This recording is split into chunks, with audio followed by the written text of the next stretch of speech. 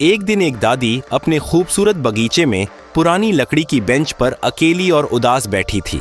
उसका प्यारा पोता टॉमी अपने माता पिता के साथ शहर चला गया था और दादी उसे बहुत याद करती थी। बगीचे का हर फूल और हर रास्ता उसे टॉमी की याद दिलाता था। तभी उसने देखा कि एक छोटा सा मेमना बगीचे में खुशी खुशी खेल रहा है। वह फूलों के बीच उछल कूद कर रहा था। दादी धीरे धीरे उसके पास गई और उसके साथ बैठ गई। उस मासूम मेमने की मौजूदगी ने दादी के दिल का बोझ हल्का कर दिया। फिर दादी रोज उसके साथ समय बिताने लगी, उसे प्यार से खाना खिलाती और उसके साथ खेलती।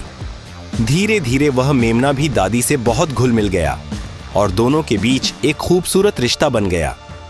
कुछ दिनों बाद जब उसका पोता टॉमी वापस आया तो दादी बहुत खुश हुई और उसे गले लगा लिया। टॉमी ने देखा कि उसकी दादी अब अकेली नहीं रही, क्योंकि उस छोटे से मेमने ने उसकी दादी की तन्हाई को खुशियों में बदल दिया था। फिर भी किसी ने इस दादी के लिए लाइक और सब्सक्राइब नहीं किया। एक दिन एक दादी अपने खूबसूरत बगीचे में पुरानी लकड़ी की बेंच पर अकेली और उदास बैठी थी। उसका प्यारा पोता टॉमी अपने माता पिता के साथ शहर चला गया था और दादी उसे बहुत याद करती थी। बगीचे का हर फूल और हर रास्ता उसे टॉमी की याद दिलाता था।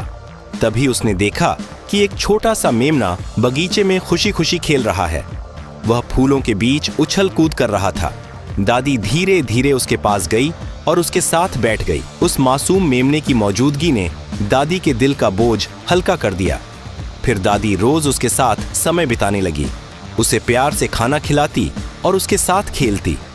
धीरे धीरे वह मेमना भी दादी से बहुत घुल मिल गया और दोनों के बीच एक खूबसूरत रिश्ता बन गया।